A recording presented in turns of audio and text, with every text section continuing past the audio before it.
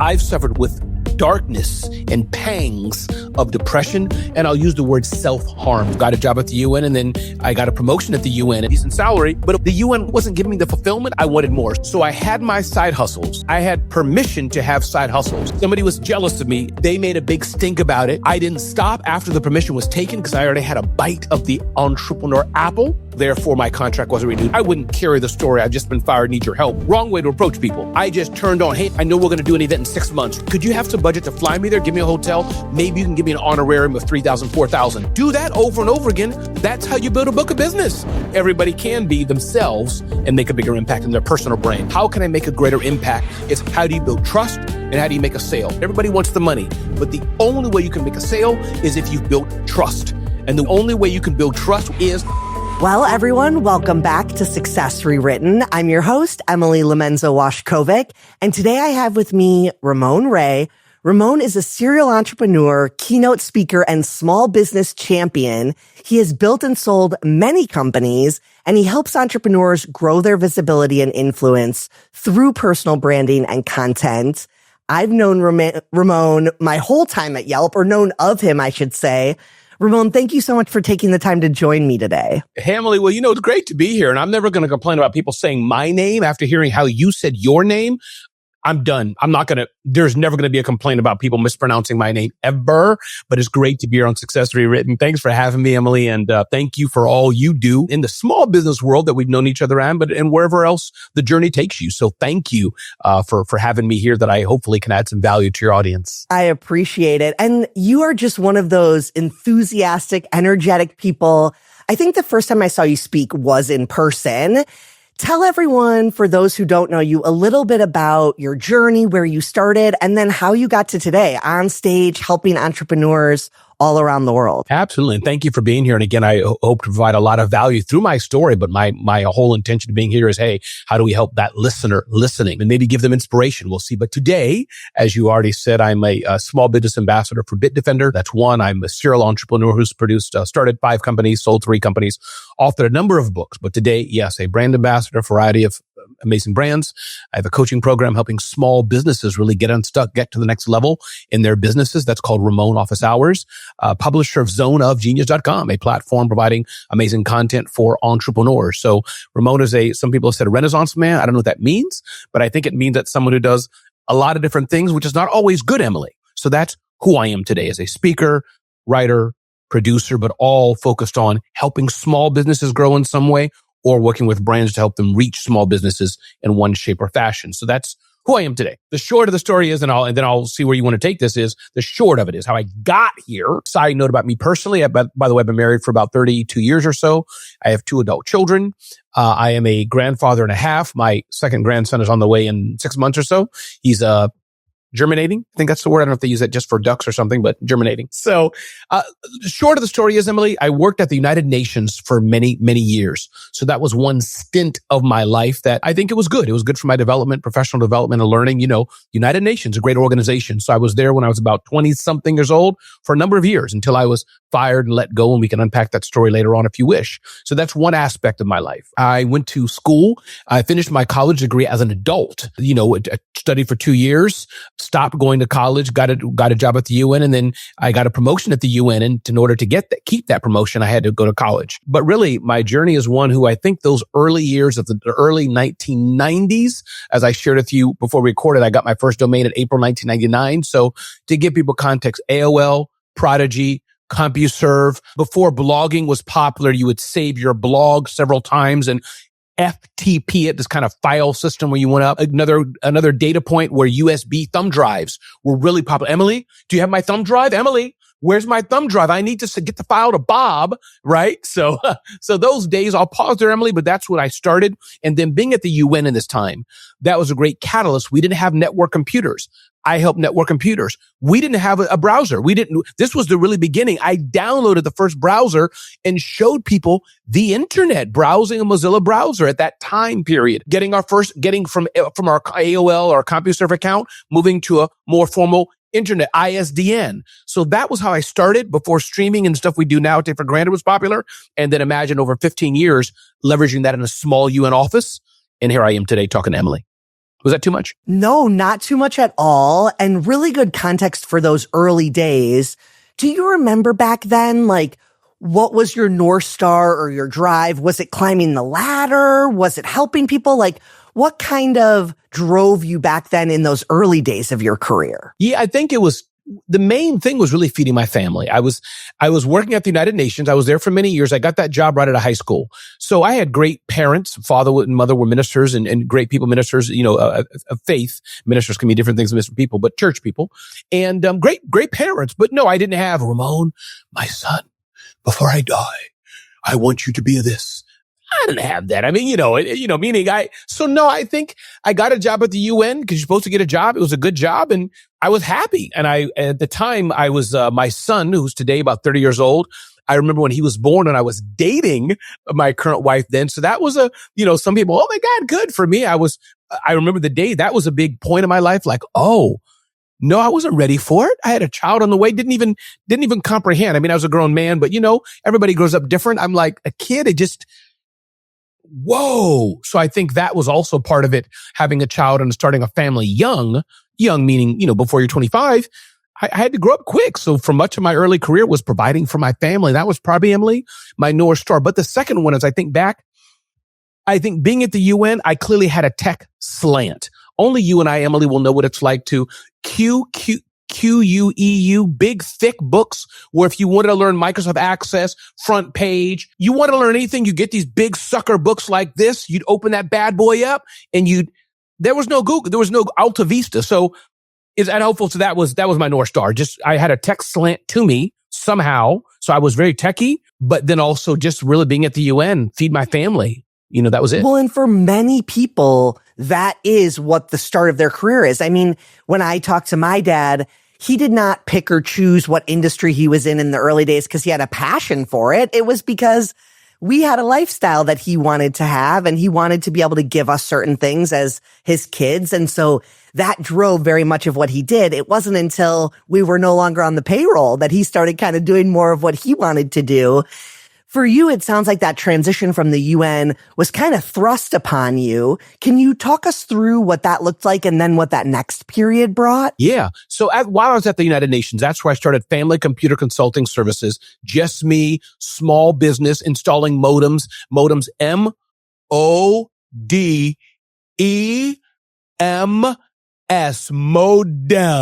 Emily and all the kids don't know modems are. Emily's like, she only knows what TikTok is. Emily don't know. She pretends she knows. She don't know. Not me. I wish I was still that young. So modems is this thing, everybody that connect computers together. Anyways, I'm just having some fun here. So, but installing modems and motherboards and chips and not chips per se, I didn't do that, but software, hey, Ramon, my computer doesn't work. So did that. That's where I started Family Computer Consulting Services, dissolved it. That's where I bought my domain, smallbiztechnology.com, grew that, and other things like that. So that was really the beginning years of how that started, which led me, the series of journeys, which enabled me to be who I was because I had that tech background. And God gives us all things different. Some people are artists. Some people like to cook. Some people like to do hair, whatever it is. For me, that journey was really that early year. But I have a feeling, Emily, I didn't answer your question directly. Remind me, did I answer it? No, sometimes you're good. You're segueing me. So you were side hustling while you were at the UN. You were doing these businesses. Yes, thank you. That's what it was. So that's what it was. Yes, at the UN, working, getting a salary, decent salary, but it wasn't because I needed the money, Emily. I just like to do stuff. The UN, maybe it wasn't giving me the fulfillment. I was there. It was a cool, put on my suit or whatever it was, but I wanted more. So yes, side hustling to do my computer consulting, dissolve that business. Then I bought a domain name because remember, as I said, I was at the right time to know domains and internet, bought a domain name, started interviewing probably many of our early peers back in the day, right? Microsoft and others about small business, started an event business at the UN. And then that was the catalyst where I was fired. And I've launched a few more things since then. But that was the early days of really me being tech early days. So the UN was a blessing and gave me angst. Live streaming, the boss at the time, his name was Jean-Marc Roicroux, a French gentleman with a thick accent, but he spoke 7 languages, Emily. And he was the one who said, Ramon, and I won't say it in French, Ramon, our ambassadors are not stupid people. They're very smart people. They're just very busy. It's up to us. We worked at an academic place in the UN. It's up to us to educate them what we're doing in simple words. And I know you know this, what I'm getting at, but you see what I'm saying? He acknowledged back then they're smart people, but they're going from coal to malnutrition to space to should we invade. That's the job of an ambassador, right? They have a lot. They have no time for so we have to distill it to them so we can keep our funding. That was one lesson learned, but then he was a marketer. He was the one who brought live streaming into our office, went to Radio Shack again, RADIO, Radio Shacks. That's another one. Emily pretended she knows. Emily, you never been to a Radio Shack. I do. I actually have shopped at a Radio Shack before. He's like, boy, I know. So went there and bought it. The camcorder wires, connected it to some thick brick of a computer. So that was that early start of tech. But having that boss who, even maybe we had a little angst, showing me just marketing and how to get people into events, Emily, this would be the early 90s. He would ask, okay, we got 10 people signed up, 20 people signed up, 30 people signed up. So I learned a lot of that from him. I love that. Okay. So when you were laid off from the UN, were you already feeling like, I've got all this other stuff I can do? Oh, sorry. Either fired or my contract wasn't renewed. You can use one of two words, but laid off sounds too nice. Laid off sounds like, laid off. No. Fired or contract not renewed. Go ahead. Okay. So did you kind of know that it was coming, or it was a surprise? It was a surprise, meaning, okay, let me give the context of the why. So I had my side hustles. I had permission to have side hustles, but at the UN, like any quasi-government organization, I don't know how it is in private sector. Everybody's different, but I know for government and quasi, you cannot have a side hustle unless you have permission. So I had permission. Yeah. Somebody was jealous of me, Emily. They made a big stink about it.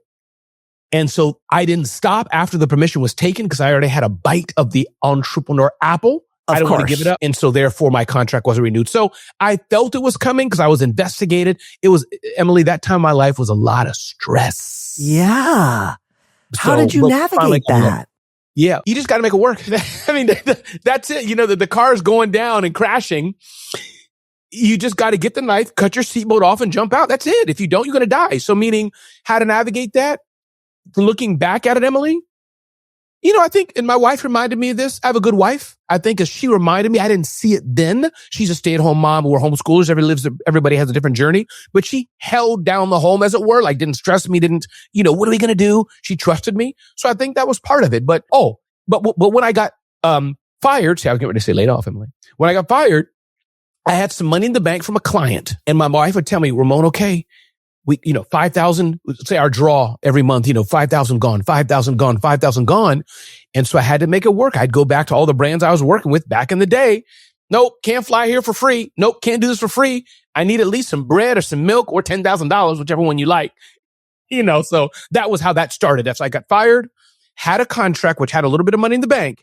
And I just had to then spin up all the relationships and start to make it work and make money out of what I was doing. I love that.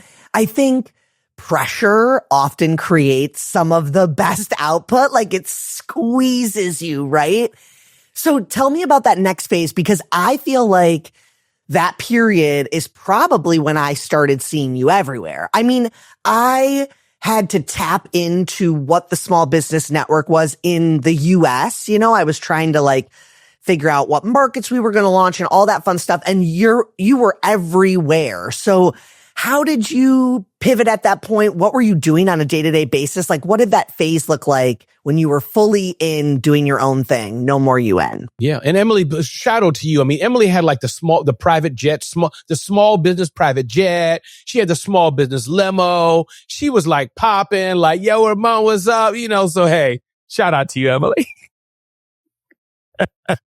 You kill me. I knew it was going to be like this today, which is why I had to do a little of my own brush up, because I was like, he's going to come. I know he's going to be bringing it. And just the laughing, that is what I remember about anything I've ever seen you do or been with you. It's like this energy and lightness, but I know that is a part of a bigger wheel of what's going on. So, okay, I want to get into that later, but tell me about this, you're on your own now. How is it feeling? Who were your clients? What were you doing? Yeah. So about 20 feet from me over there in my garage, I have a letter. It came from DHL, said, Ramon, your contract is not renewed as of Friday. And I believe it was a Wednesday. So 3 days, which again, fair for both of us. I was warned, didn't do it, so it wasn't acrimonious. It was just angst. I didn't give it up. But the next day, really what it was is tapping into my network. I had the money in the bank. So this was really, and I don't have it exactly, but I'm guessing something like, let's say, Emily, it was you. Let's say you had called me and said, Ramon, pretend, hey, Ramon, Emily's at a big brand. Ramon, can you come and speak at our event? Emily says she has no budget. As an example, that happens, right? People think big companies that Emily has budget. I remember I was with Facebook once and she's like, Ramon, just so you know, Facebook small business, but this was like many years ago. It's us too. Like, this is the budget and we don't have a lot. I'm like, wait a minute. What? You got billions. Like, pay me my 100. She's like, no. They have billions. Yes. That was right? how I always felt. I'd be coordinating these events and I'm like trying to nickel and dime and people are like, where did you say you work again? I'm like, don't get me started. Yeah, people don't get it. So that was my, in the small business field. But how it started was, as an example, go to somebody like an Emily, right? Who says, Ramon, can we work with you? Emily, hey, listen, I wouldn't carry, that's another tip. I wouldn't carry the story. I've just been fired, need your help. Wrong way to approach people. I just turned on, hey, Emily, I know we're going to do an event in 6 months, right? Not if it's the next day, but 6 months. Love it. Could you have some budget to fly me there? Give me a hotel. Maybe you can give me an honorarium of $3,000, $4,000. Do that over and over again. That's how you build a book of business. You add value to Emily's event or whichever. This is how I did it, Emily. You ask these brands I'm working with, add value, follow up. Tip number 2. Let's do the next one. So 1, working with the brands I have and doing more. I remember at the time as well, I had some writing gigs and it's totally different now, but I think I was writing for Inc. at the time. There was a magazine called Small Business Computing back in the time, right? Emily knows these things. And I remember Black Enterprise as well. And they're like, Ramon, yes, we can give you $1 per word. I was like, my wife, that is so chintzy. Who wants $1 per word? And then I kept reading and Emily knows where I'm going. Could you write 5,000 words? I said, whoa, stop. Wait a minute. Whoa. I'm like 5,000 words. Totally. And I know, say less. So that's how it started. Writing, brand sponsorships, and just asking for the money, asking for the dollar, because now I had to make it work. Is that helpful? That's great. Okay. So you were doing all this.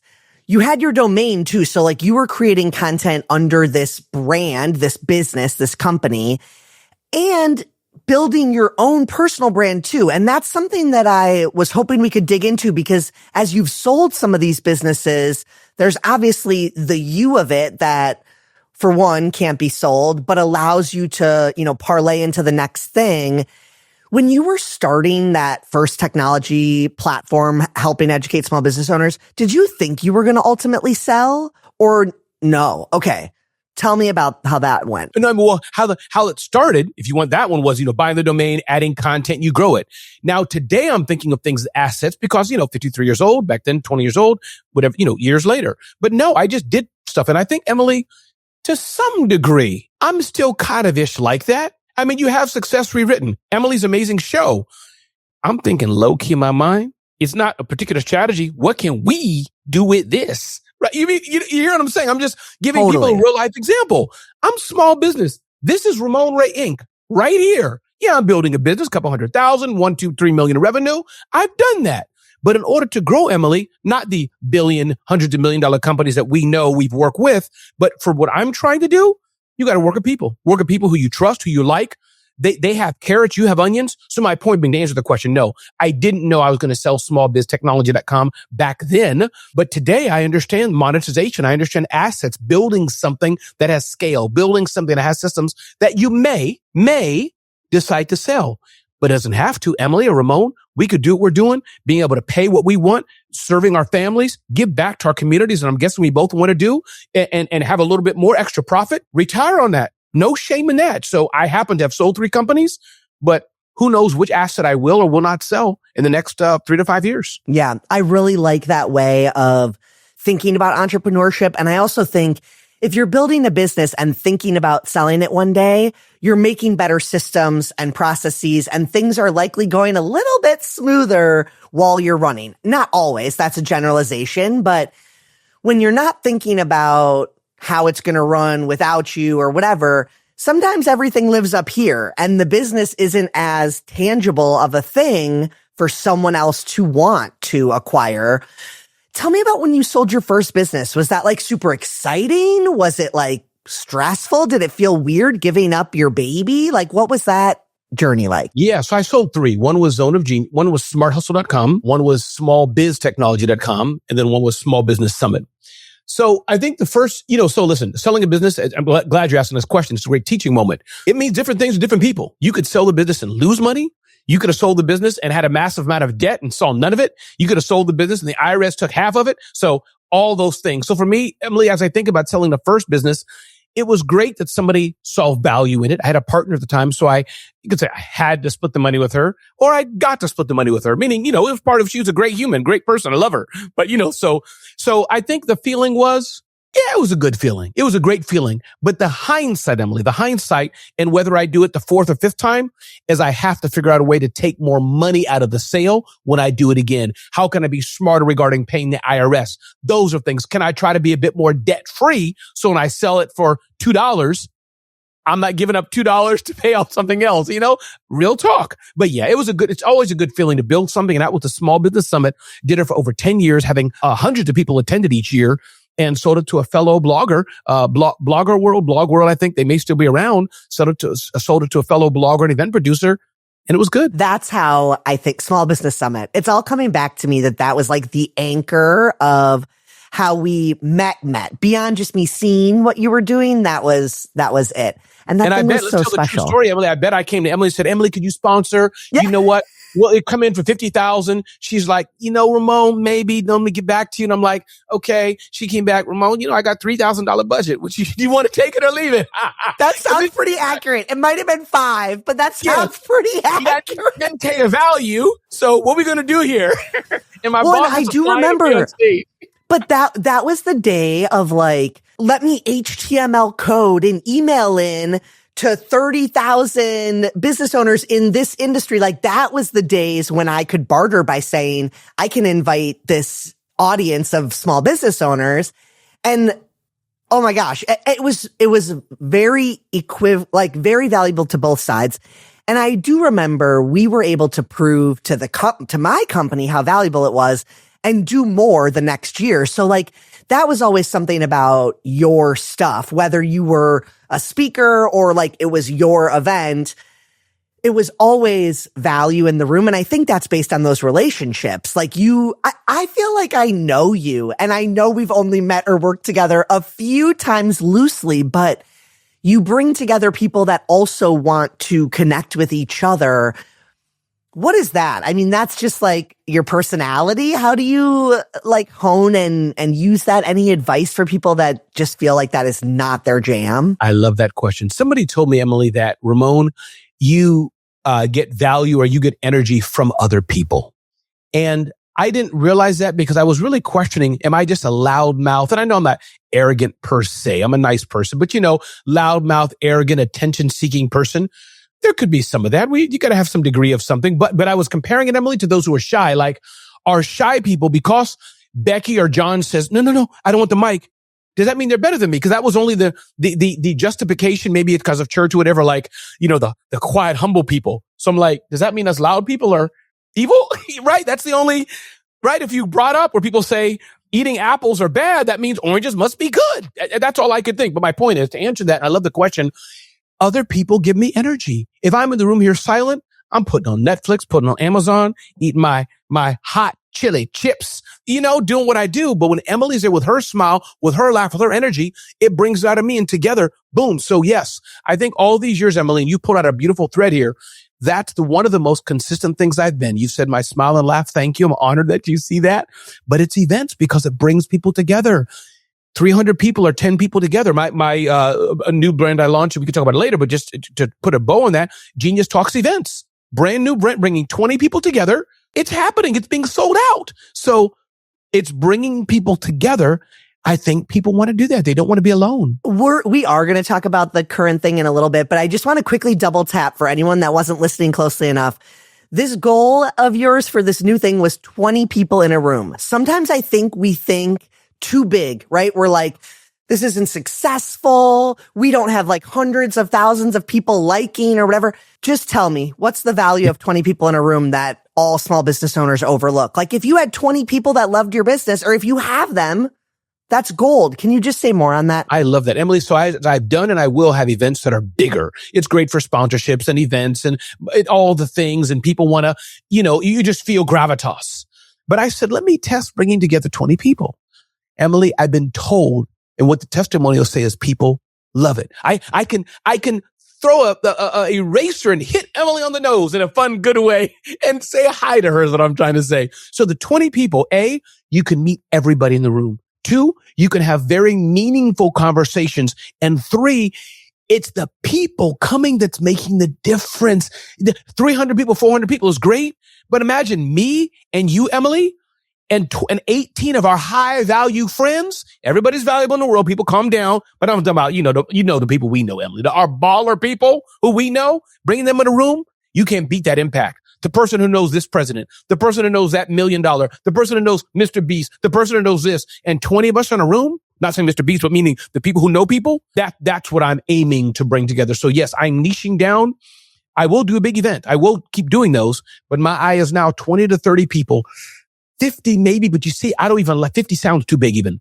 20 to 30 people around a table, having a great time and hosted by me, bringing my energy that I like, bringing them there. For that matter, I'm going to find out where you are, Emily. We may roll up in your town and do one near you. I would love it. Okay. I want to talk a little bit about just like in general, when you're an entrepreneur, failure it's a part of it, right? It's baked in. How did you navigate that back then? How do you navigate it now? I would assume it's changed throughout the journey, but share with me what that's looked like for you. Yeah. Back then, Emily, I don't remember when it was, but 15 years, I'm guessing, could be less, 10 years ago. I had an event, Small Biz Tech Tour. Bought that domain too, by the way. If you want to buy it from me, you're welcome to. Maybe you were part of it. I don't remember, but smallbiztechtour.com. Did the series of events. What I'm trying to get at is I tried to expand to San Francisco where I don't have a big base. I have a base that's more East Coast centric. Emily, nobody came. Maybe 3 people came, but I had promised that we'd have 100 people. So that was a failure. So my point is what to do when you fail. A, try not to fail. Try to set expectations, try to mitigate things, try to have plan A, B, C. But when you fail, Emily, there's nothing else to do. Let's say, Emily, you're the one I made the promise to. Hey, Emily, listen, I told you, Emily, 50 people were going to come. I'm so sorry, Emily. One person showed up. I thought we'd have more. Here's what I did, Emily, to try to do it. Building trust. Don't want to be a scam. That you never want to have that label. Here's the people who did sign up, Emily. Okay. So now Emily's past the stage of thinking Ramon's a evil scammer. That you don't want. So you pass that. Now, Emily, what can we do? Because now you got people looking at you. Now you look a little bad. So now, Emily, what can we do? And by the way, Emily, here's a suggestion. Now you see, actually, I'm providing a solution to you. Can we do this? Could you be on 10 more of my live shows? Because Emily, my live shows have people. 10 more on that. By the way, if you'll pay my way, I'll fly to your headquarters and do a special presentation. Would that help, Emily? So you unpack what I just did, Emily. Maybe you can say it better, but do you see what I tried to do there? I made a mistake. I fell down and I can go to things, get back up again and all that. But let's say in this relationship, you got to make it right. Try at least somehow. That's what I'd say, Emily. That was perfect. And I think the human part of any of these business, like failures, successes, is what keeps you grounded. And I do think that for so many businesses, they're trying to survive, right? And so sometimes a failure feels like this huge inconvenience. And not that everything has to teach you something, but I do think sometimes with a little bit of hindsight, you can extract a lesson or a learning that helps you the next time. Talk to me a little bit about like experimentation. I feel like you've spoken in the past about like you have to try stuff, which means mistakes or things are going to pop up. Is that like something that comes easy to you? Do you have to push yourself through experimentation, even knowing sometimes it might fail? For me, so for the audience, experimentation is important and you should definitely discipline yourself to do it, to try, test. And as Dave Ramsey says, we don't want to make fatal errors. For those listening, I was trying to have a Southern accent. I tried. Okay. But for me, it's a gift. I must say it comes easy for me to experiment, but to a fold, because I can experiment, try.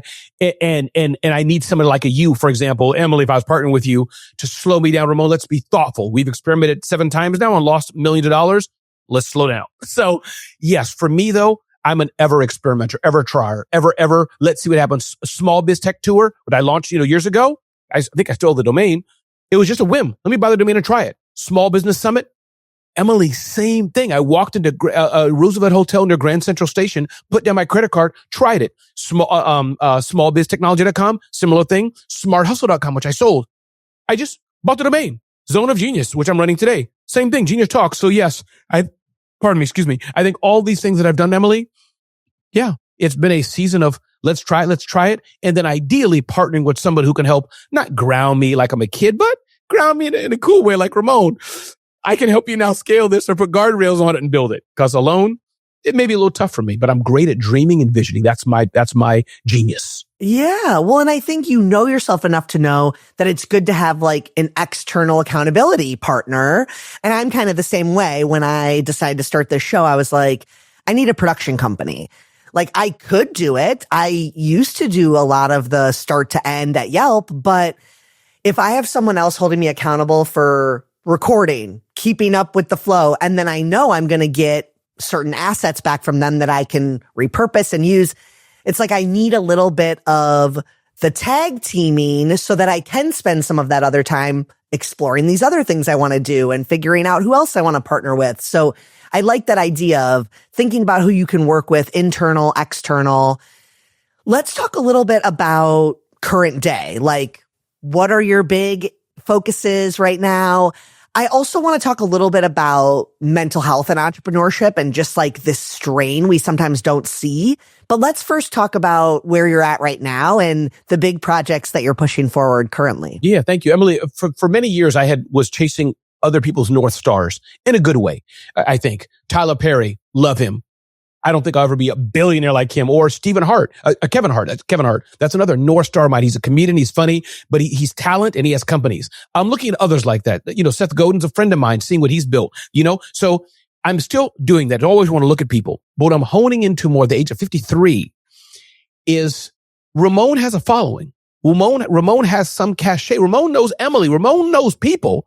And I'm building my own platform. So that's one, building my own platform and trying to realize the best person I can be is myself. So some big things I'm working on is one, growing Genius Talks. That's a brand new series of events, Genius Talks events, where bringing people together. That's one. Number two, my coaching, Ramon Office Hours, coaching small business owners, helping them grow. And thank you. And that's growing to the next level. So those two big pillars. And then three is really being a brand ambassador. I'm honored to work with a company, Bitdefender. Bitdefender's in a global company, and their one purpose, where Yelp's main purpose is how do we get more retailers, shine the light on them.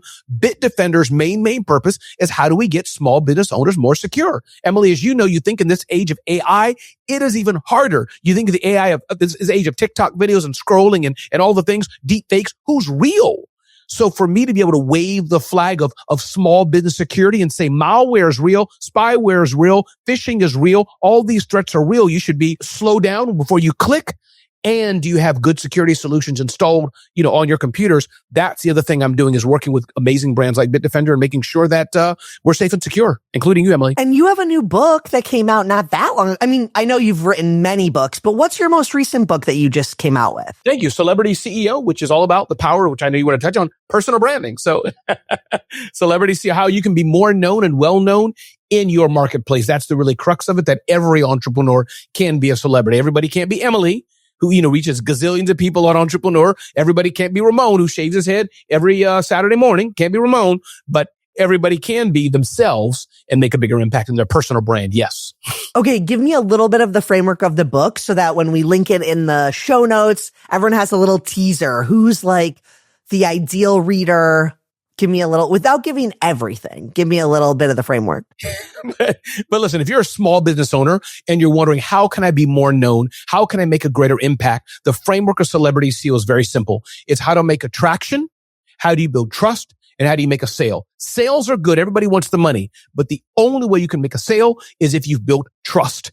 And the only way you can build trust, which is also educating people, is how do people know who you are generating awareness for your brand. That's the thing. You have a company like Starbucks or Coca-Cola or Ford. These are corporate brands, which are great corporate brands. But the personal brand is Ramon Ray, is Emily. How do we show up to get attention, to build trust, and to make a sale? That's the crux of what challenging people to be the celebrity CEO of their industry is like. And people want to spend money with people that they know, like, and trust. So right. John Jantz That's set up it. It's marketing.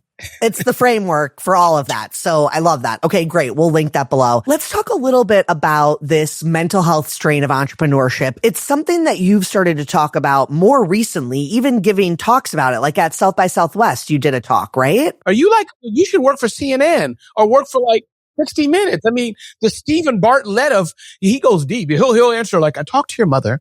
You know, Stephen Bartlett, the Fire CEO. I talked to your mother and your mother said that inside your jacket is a gold star. What is that? Like, what? How did he know? Well, I'm telling you, I feel like I didn't even have to do that much research, but I know you as this positive and enthusiastic person, but I also know if anyone's been in business as long as you have, like, there's been a lot going on under the calm waters, if you will. And so to see that you've actually done talks about it specifically really like, you know, lit something up in me because I feel like it's so core to what every entrepreneurial journey looks like. The highs, the lows, the loneliness of it.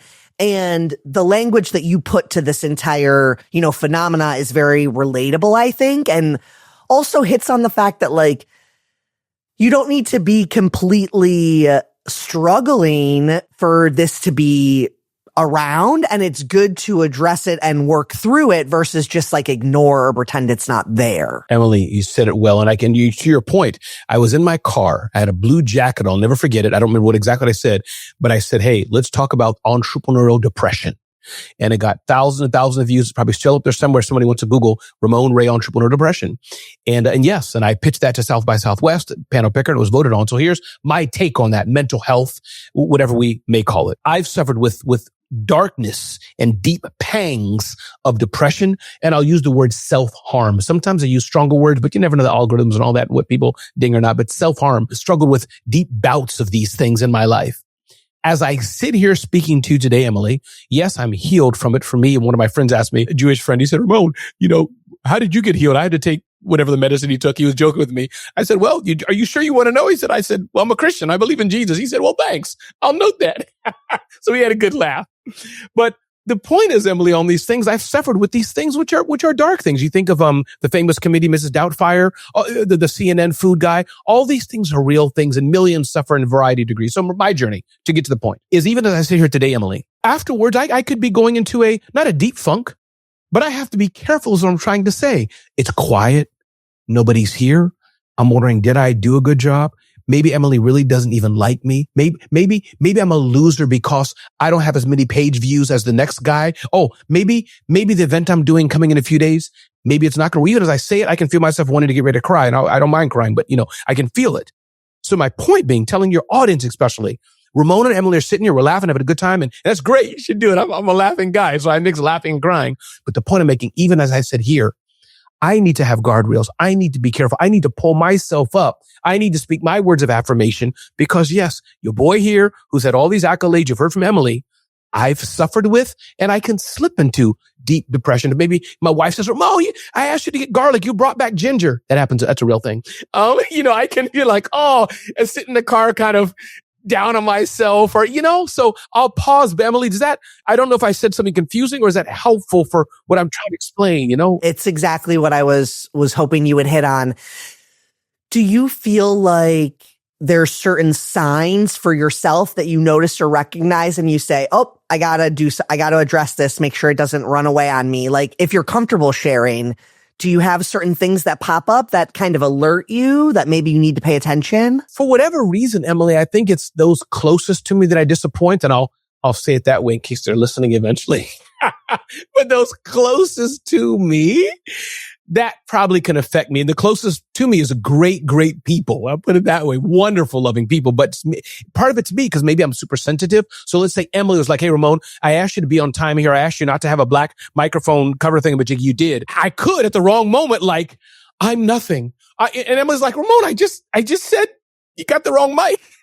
So is that helpful? Meaning that's kind of one trigger I can easily harper. I think the word is harper, or if that's the wrong word, correct me, but harper on the negative, harper on, Emily just said, Ramon, adjust your glasses. That's all she did. She didn't say she hated your whole suit.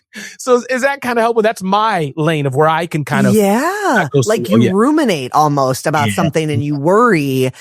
Okay. How do you get out of, do you try to just like think about something else, redirect, or you just kind of accept it and you'll move on with your next thing that you do today? Or is there any sort of, to me, I feel like you go on to your next thing, but. Yeah, no, it's a great question because, we see each other, in these scrolling and people talk the negative about social media. There is, but it's good. Emily shares what she wants to share. I share what I want to share. But so what do I do about it? What's the answer to do about depression or what Ramon does when I feel down? Yeah, I think moving on in a good way, not staying there, being grateful for what I have, remembering that I am somebody and it passes, being a person of faith, that helps me. That's my journey. Some people are people of faith. Some people believe in no faith. Some people go have sports, go hug your dog, whatever it is. That was for you, Emily. So my point though being is that for me, you're welcome. For me, it's it's probably just moving on. My life is so full. My life is so rich. Being around people, having a steak with friends, that fills me. But it's in the quiet. It's in the silence. It's in the early morning when maybe the payment didn't come through and I got to pay some family stuff. It's where the business didn't go so well that month or that last season and I'm stressed. That's where it can kind of get more tough. Yeah. Yeah. It sounds like gratitude is kind of like a foundation for you, gratitude about what you have.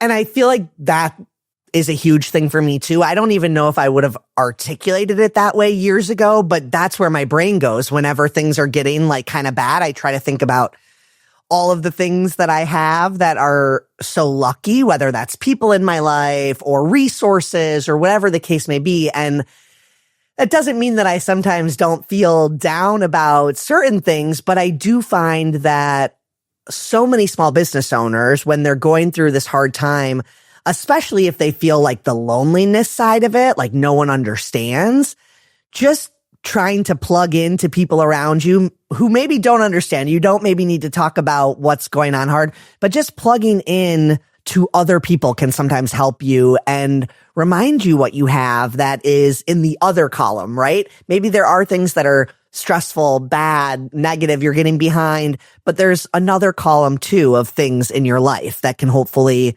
help you and help you navigate through it. I'm trying to think of how I kind of want to, I guess, bring us to a close here, because to me, it's not really a closure. Like, I feel like any of my listeners can go check out your work for a variety of reasons, but what do you want to kind of round us out on with your hindsight, your wisdom, the highs and lows? How do you feel like we should leave people today? Yeah, Emily, thank you. And, usually the host does it, but thank you. The host is like, Ramon, let's see what you got. Bring it forth, Ramon. So here's two things I'll say, Emily. One, knowing your pedigree and what you've done in mine. I love this opportunity because we've talked, not the tactics, but we've talked about business, marketing and sales, whatever, events and selling businesses and all the things. That's great. Do that, listener. Do that. Build your business success rewritten, right? Dive into that. But I think the one thing I'll say is never forget that the best person you can be is yourself. When you feel down and icky and you feel like you can't do it, surround yourself with good people who maybe can lift you up. It's a mentor, a friend. DM Emily in the comments. You may not know her, but try that. If you have no one else, DM me and say you heard me on Success Rewritten with Emily. Really, truly do that. So I think what I'm trying to say, Emily, and I'll say just to repeat it, is there's business, growing our businesses and all the things we're doing in our family. But also we know that the human nature, you're going through a divorce, your pet died, your kid's very sick or got bullied in school. This is life, people. This is life. And do what you can with that and just do your best to make a difference in the world. Okay, now we got to do the thing. Tell everyone where to go. Your current website, of course, but I want to get them all, like your LinkedIn, your social, because no matter what you're working on, that's where they're going to find all of it. So give us the goods. Yeah, the one best place to reach me, Emily, is RamonRay.com. RamonRay.com. If you want to connect to me, I have a daily show that I do. You can see that on Facebook, on LinkedIn, on Twitter, and et cetera, called The Rundown with Ramon. Those who want me to work with them in some way, if Emily does that, see her first. But Emily, if you don't do that, then feel free to see me in Ramon office hours. But all that through Emily, RamonRay.com, kind of my platform to connect you to the variety of things that I'm doing. RamonRay.com. I really appreciate it. And we're going to link some stuff in the show notes so you can check it out there. I also might feel like I can get a couple books to give away. We'll see. We're going to do something. We'll do something. But Ramon, thank you so much for taking the time today. I feel like I've been an observer of your work for so long, and it's really nice to just talk to you one-to-one. Thank you, Emily.